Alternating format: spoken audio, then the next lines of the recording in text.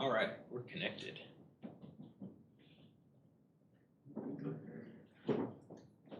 Exam week. Practical went live this morning. It closes on Friday at 11:30 at night, so you've got all week to do it. I think I told you 30, sit here. You've got 45 minutes. There's 39 total questions. 4 of those are extra credit points. So 35 plus another 4. So it'll be out of 35 points for the practical. All right. You should be able to see a score when you finish it. But again, I'll just periodically check. We had a couple questions where I didn't change the correct answer because it's easier to make a question, give the answer sheet, and then copy questions and just change the questions than it is to type in all of the different answer choices again. So entirely possible that I screw up, but again, after it's closed, once everyone's done, I'll go through, look at the questions, see if there's questions that everyone missed or a large number of you missed, and just see, was the answer correct? Was not just that, but also was it clear in the image what I was asking for? Or perhaps there was 2 answers that were equally possible, like have an arrow and it's pointing at it and say what I think is the intestine, but like, well, there's the ovary right there, and it's like, yeah, okay, I can kind of see. So we'll get that going on. Will lab say just be review? Yep, we can have review. I'm gonna get the next batch up. So there's no acanthocephalins. All right, no acanthocephalins on the practical or the exam. And that means that we had 2 presentations on acanthocephalins. Those will be on the next one. Also in lab, we will pick who's gonna present for the next batch. And you can present next week. We'll kind of see how many people we'll have left in each class to see if we need to present next week or if we can wait for the week after. We're almost in the home stretch. Almost. Working on that acanthocephalin presentation. I hope we can get it. It won't take 1 day. It's going to take 2 days. I just know it. So, anyways, we're going to finish this up because our lecture exam will go live on Thursday morning. You'll have until Friday at 11:30 to take it. All right? So Thursday, Friday for the exam. And I did have a question, had an email about, what are we going to do for the final since we've been doing everything in class. I haven't looked at the breakdown, but It's like Thursday. no, it's not. It can't be on Thursday. No way. It can't be. It's like one of the worst times to have a final exam. There's no way. I might have looked at it wrong, but like with the time. We're gonna look. I'd prefer it if it wasn't Thursday. Monday, Wednesday. It's just because of the time. Let's see. I hopefully looked at it. Academic calendar. Yeah. Yeah. Because I don't want it on Thursday either. Final exam schedule. I absolutely hate the new website, by the way, but yeah. It's not very user friendly. No, it's not. They want you to type in search. I don't want that. Just give me my links. All right, so we have an 11 o'clock class on Monday, Wednesday, Friday. The Wednesday. Sorry. Wednesday. Why was I looking Maybe at it's a Tuesday, Thursday class that you have. So here it is, because I'm gonna look at everything else. At the minimum, it would go live Wednesday morning. It closes Wednesday evening. All right, at a minimum. I'm gonna look at some of the other classes, kind of look to see what's offered, and see if we're gonna do like 2-day time when you can take the final exam, and we'll make an announcement there. But at a minimum, it'll be open all day on Wednesday, and then I'll be available during this time. So it's from 10:30 to 12:30. I'll be available if you have any problems. All right, we'll do that. All right. Don't forget honors projects. Snails were picked up last week. I'll still keep going through snails. It's going to take you time to get through them. You got to get through them in about 2 weeks' time because you won't have time to try to do it the last week and write a paper. It's not enough time to assemble all of our data. It's just gonna have to be continuous. All right? So when you do get to 50 snails, let me know. Bring me your data sheet so I can look at it, or snap a picture so I can look and see where we're at, what we're finding. All right, we left off Onchocerca volvulus, right? So equatorial belt, these are the locations where we end up finding them. Causes river blindness, which is blindness, basically. All right, and we went over the life cycle. So this life cycle, it forms that onchocercoma, that subcutaneous cyst that's down there that has one or a few worms in there. They're releasing the microfilaria into the tissue fluid. A biting fly, Simulium, or genus Simulium, comes along, feeds on the flesh, the tissue fluid, not on the blood, feeds on the tissue fluid, picks it up, and then you have your development occurring inside the thoracic muscles, just like in a mosquito from Wuchereria. All right. Now the biting fly then delivers it back to the host, and you get these onchocercomas forming. They're going to vary on their location. So Africa and Venezuela, you tend to find them below the waist. Central and South America, excluding Venezuela, they're above the waist. And what's kind of interesting is that there does seem to be some sort of genetic differentiation between these two populations here. And as we said, humans are the only known definitive host. So we want to talk about the pathology. So the pathology is going to be caused by different stages. So we have pathology that's caused by the adults, and then we have pathology that's caused by the microfilaria. So in the adults, that's who's responsible for those onchocercomas. And you typically see them more when they're over bone, right?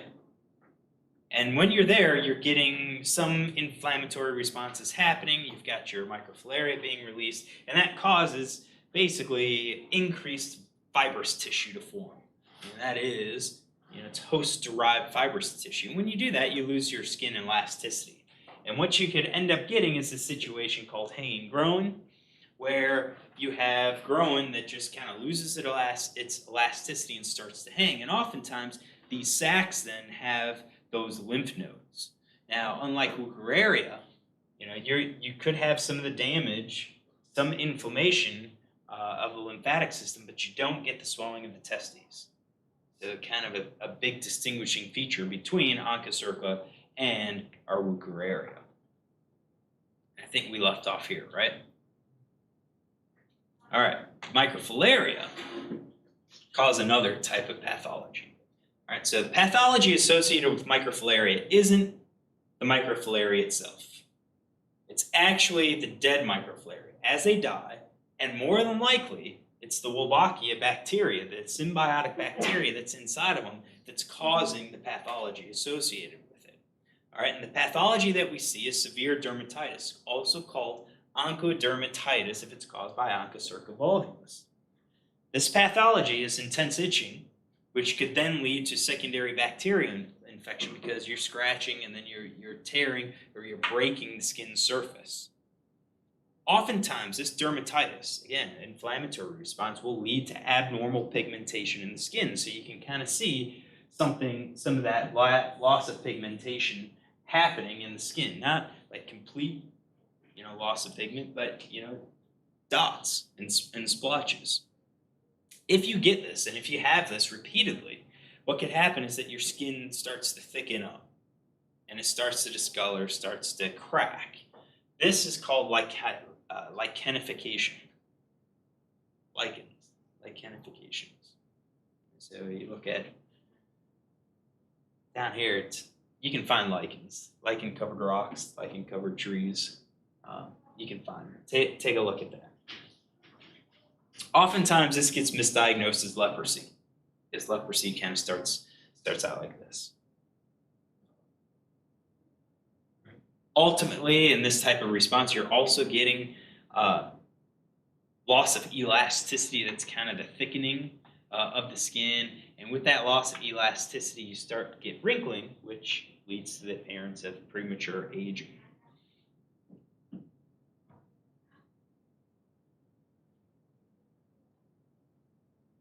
Which in some places might be a good thing if you've going to a grocery store or something like that.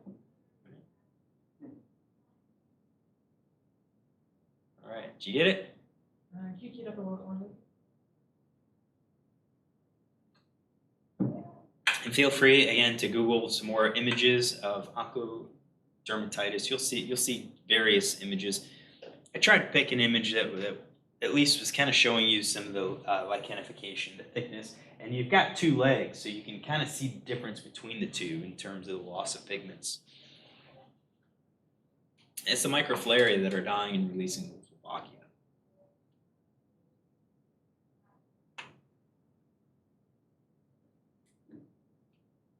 All right, ready? All right, you can also get this impaired vision and blindness. Now, what ends up happening is the microfilaria won't be confined to that tissue fluid. Sometimes they will find their way into the circulatory system and travel to various parts of the body, and that can kind of lead to some minor inflammatory responses. Probably the bad place to go is in the eyes. This is typically found in older individuals because these types of symptoms take longer to develop. These worms had to be producing the microfilaria, and the chance that they actually get to the eye is pretty small. But over many, many years, you're increasing the chances that some have made it there. Now, what ultimately leads to this impaired vision or the blindness is inflammatory damage. All right, so it's not really the worm burrowing through the retina or anything else. It's the worm gets there and then dies, and then you have the host immune system clearing it out and the inflammation associated with that then leads to the damage. It's kind of, if you relate it to something that we're seeing in the news, it's that loss of smell associated with COVID-19. It's not really the virus doing the damage. It's thought that that's the inflammatory responses damaging your odor receptors. All right, so the inflammatory damage associated as these worms are dying is what tends to lead to the damage in the eye. All right. Now, we say it could result from chorioretinopathy, which is basically inflammation of the choroid, of the retina, all of this associated inflammation and associated damage. So there's a lot of different things that could be happening that leads to impaired vision and ultimately blindness. All right, so you could have choroid damage, degeneration, and atrophy. All right, that leads to destruction of the retina and all of the associated structures of the retina. So what's on the retina? On the retina.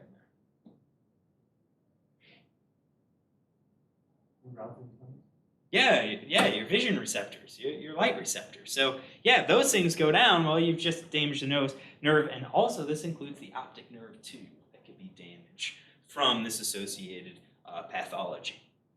This is typically the first diagnosis of onchocerciasis.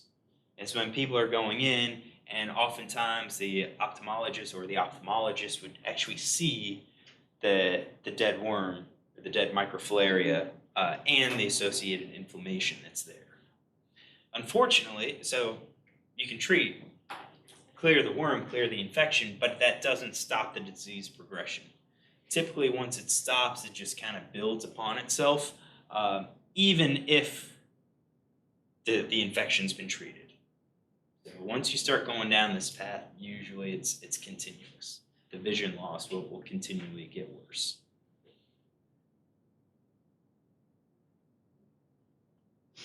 All right.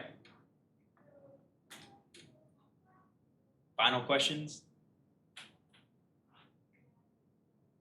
All right, our last one for the exam is Dirofilaria immitis. Dog heartworm, that's its common name. This is one of the most significant veterinary parasites. If you have a dog, you know about it, or you've been told about it. It's rarely reported in humans. Doesn't mean humans didn't get it, can't test positive for it. It's just the worms can't mature in the human host. So if there's a case of human Dirofilaria, it's your juveniles are in there and your body's just clearing them out.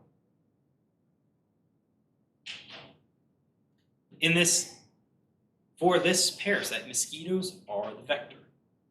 Right, so we had mosquitoes in Wuchereria. We had black flies or Simulium for Onchocerca. We're back to mosquitoes.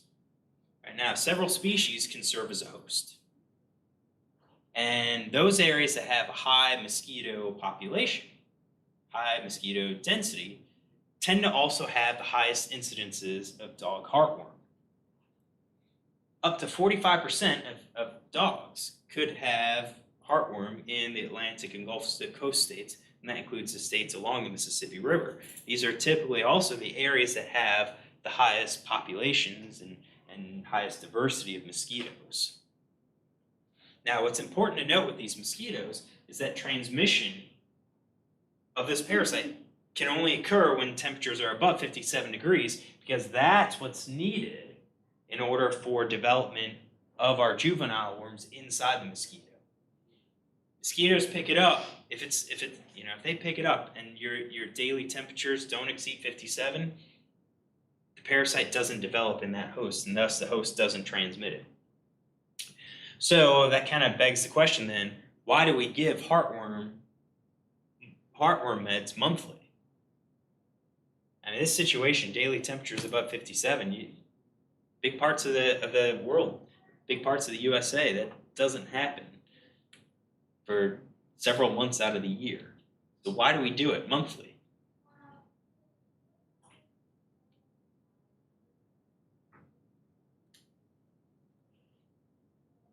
Any questions?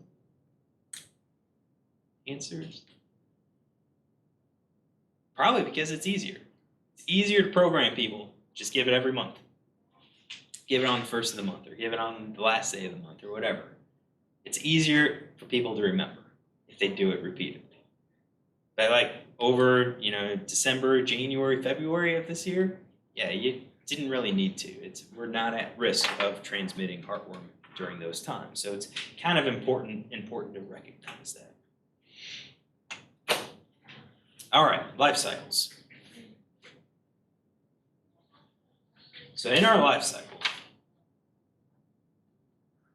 we're going to have our adult worm in the heart. And there's distinct preference. Distinct preferences. This. So you typically find the worms in the pulmonary artery. So right side of the heart, that artery feeds the lungs, right? That's where you typically find the adults. If you have heavy infections, then you tend to start seeing them in the right ventricle, followed by the right atrium, and really heavy infections, you'll actually find them in the vena cava.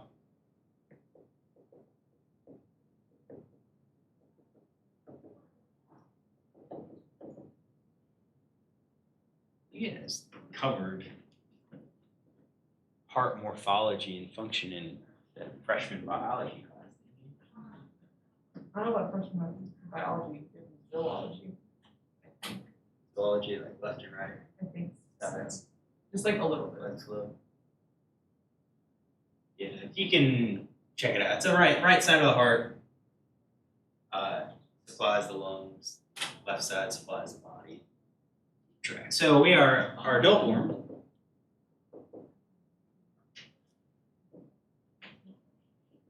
I'll just say right side of the heart. But again, pulmonary artery tends to be the preferred spot. As infection increases, as intensity increases, then it starts backing up. The adult's going to release microfilaria.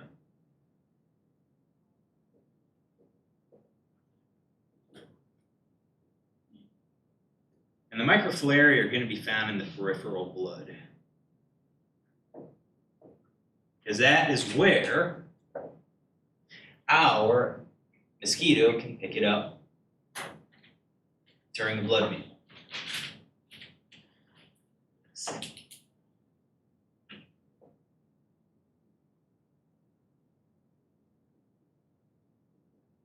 All right, so if it's in the peripheral blood, mosquito can come around, bite the dog, pick up the microfilaria, it's in the gut, and then we have these microfilaria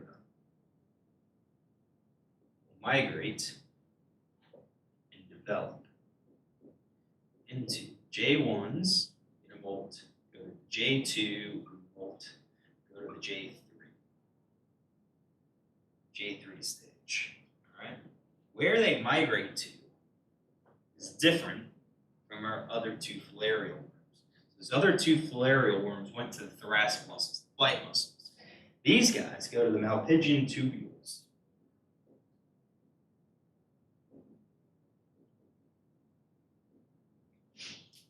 Malpighian tubules. I've got some on the diagram there of the mosquitoes. You can kind of make out where they are. What are the malpighian tubules? What's that? Invert? Oh, actually, had zoology you've covered. Probably. Should have. Right? What are they? What's their function? What's that? Yeah. Right? Kind of the equivalent of a kidney function, right? So excretory in nature. Exactly. So malpighian tubules, that's where we have development. So microfilaria develop to the J1, they go to the J2, go to the J3, and then once they get to the J3, they will migrate to get to the mouth parts. Now I'm just going to say mouth parts here, because that's kind of where life cycle is directed. All right, so they likely go to the salivary glands first, and then from the salivary glands, you're going to find them all over the mouth part. So in the proboscis sheath, on the proboscis, all the different structures. So when our mosquito then bites our dog, you have these J3s then that can transfer over into the host and infect it. So we've got our definitive host is the dog, our intermediate host is our mosquito. Now, we know a J3 gets developed. It's going to have to mature or molt to the J4, and then it's going to have to molt to the adult stage. All right? And then, once we get to the adult stage, it's going to travel to the heart. It enters the veins. But where this step is happening is kind of unknown. All right? Best guess is that this is probably occurring someplace in like the fluid, in like the muscle fluid, like between the tissue fluid, you can say. I'm going to say between muscles and put a question mark because it's just kind of unknown. We know J3s get in there. We know the adults will enter the veins and then take the veins to get to the heart. All right, and that's probably why you get this backup, is that it goes to the pulmonary artery, and then as worms get there and it's like, oh, the pulmonary artery is full, I guess I'm just going to stop here and start regreasing. So it's probably someplace between the muscles. Do they stay in the same place? Again, good question. Maybe they're just kind of moving around and developing in between the muscles, between the muscle fibers. Just kind of a big question. All right. So after we get into the dog, we're going to find that adult in the right side of the heart about 6 to 7 months after infection. Is when our worms will now start to produce our microfilaria. So they're going to get to the right ventricle, they're going to mate, they're going to start producing. Now, how long does it take for them to enter the veins? About 4 months. So takes a while for these guys to actually mature, get to the point where they can now enter the veins. What about mosquitoes? Development is temperature dependent, definitely. It's got to be above 57 degrees. All right, the cooler the temperatures, the longer it's going to take for this development. But in normal entry, or in normal development, it takes about 15 to 17 days when a mosquito bites an infected dog, picks up a microfilaria to when that mosquito can now deliver.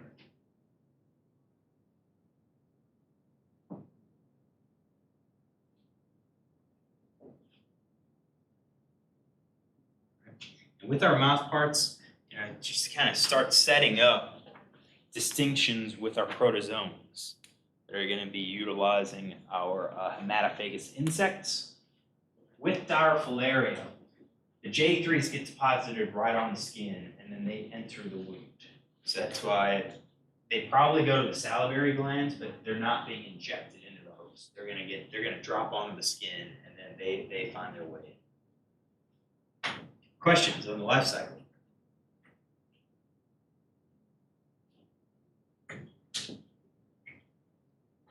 All right. Interesting thing about these life cycles is that symbiotic bacteria is extremely important in the life cycle of this parasite. All right, reproduction of our worm is dependent on it. If you have a dog that has an infection, not a Dirofilaria infection, a bacterial infection, and it also has heartworm, if you give antibiotics and those antibiotics kill that symbiotic bacteria, then what you see is that it reduces reproduction. You reduce microfilaria output. All right? And it's just basically reduce microfilaria output. It's thought that this Wolbachia bacteria seems to promote the reproduction and embryogenesis. So it's not just mating, it's also production of additional eggs that ultimately give rise to our microfilaria. Now, how bad is it in dogs? It's pretty bad. It's called heartworm disease for a reason, because it lives in the heart. All right. It's also called Dirofilaria, and we'll focus just mainly on dogs. So if a dog has heartworm, has an active adult heartworm infection, they presumably have a chronic cough, and it's a characteristic cough. I've never heard it. Can't tell you what it sounds like, but textbooks and the literature talks about this chronic cough that's characteristic of heartworm. What you will end up seeing is that the dog starts to lose their endurance, their exercise endurance, right? And it's tied to respiratory insufficiency. Basically, you're causing blockage, you're losing the efficiency of the heart because now the heart valve isn't completely closing all the way, so blood flow to the lungs is impaired. If blood flow to the lungs is impaired, gas exchange is impaired, and so forth. So you have, difficulty breathing, you have exercise intolerance when they might have run for 30 minutes chasing a ball. Now they might only be able to do it 5 or 10 minutes, and they just kind of progressively get worse. In some of the worst cases, they actually vomit because they are inhibited. This is entirely due to the adult worms blocking the pulmonary blood vessels. If left untreated, this could cause death of the dog from heart failure.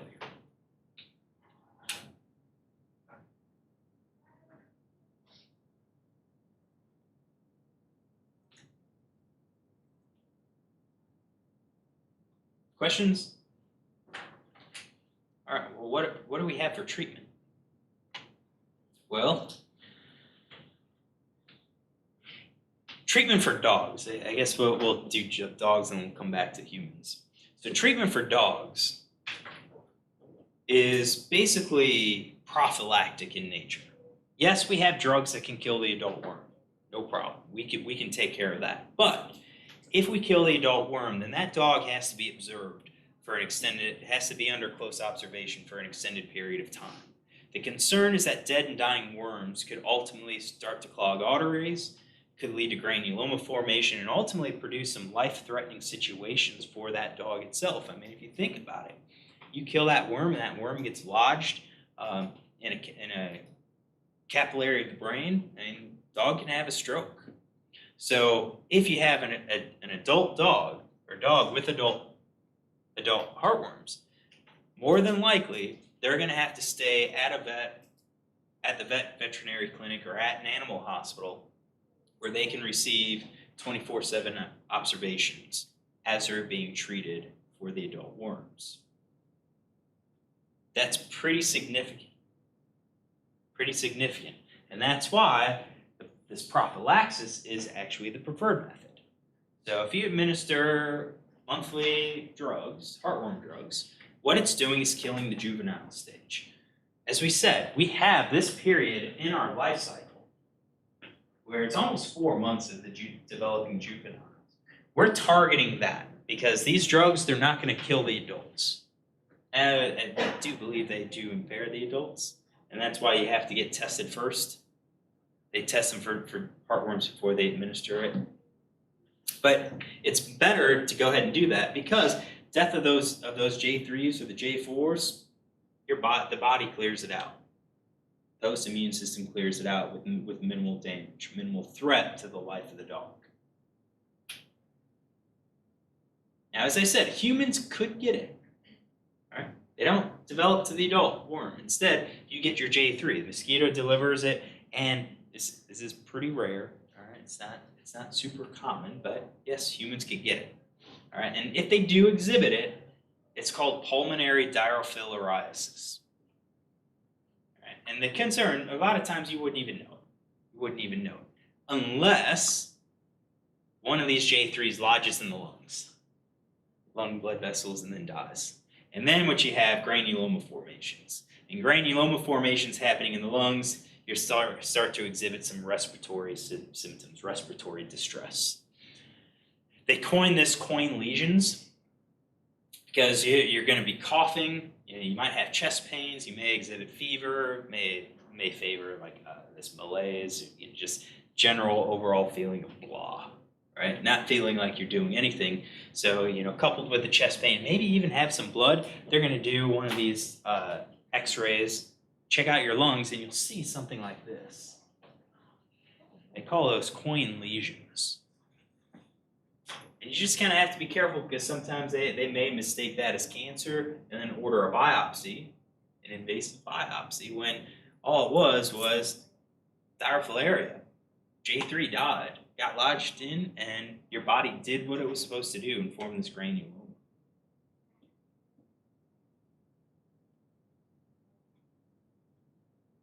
So it is possible. My guess is that there's probably more people that pick up Dirofilaria from mosquitoes than you know. And then our body just kills out the J3s pretty quickly. Questions?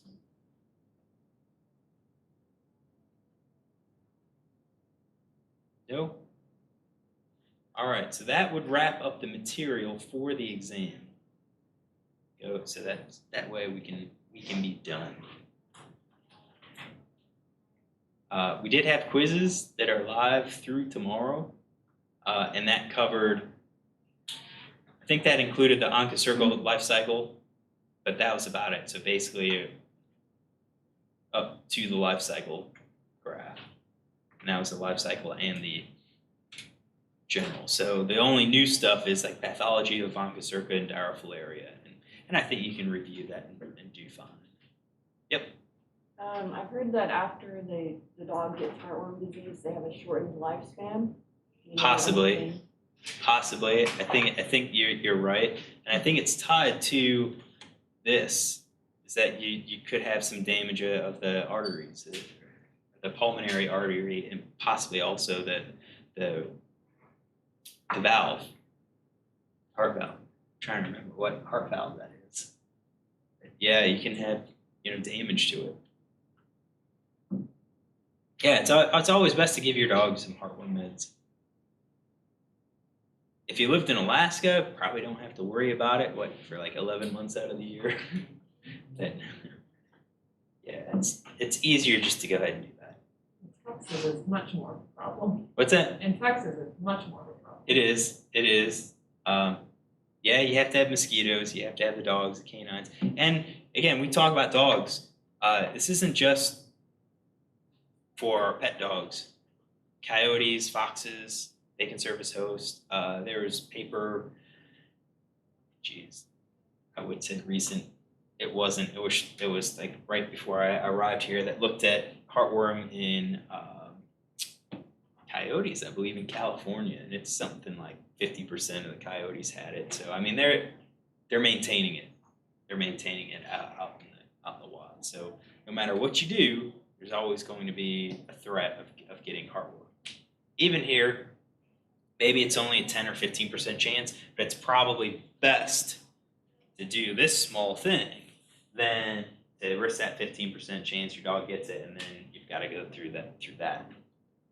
I don't know how much it costs to house a dog at the vet clinic for a week.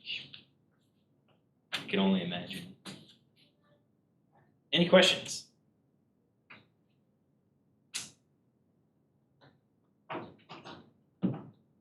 All right. There's that.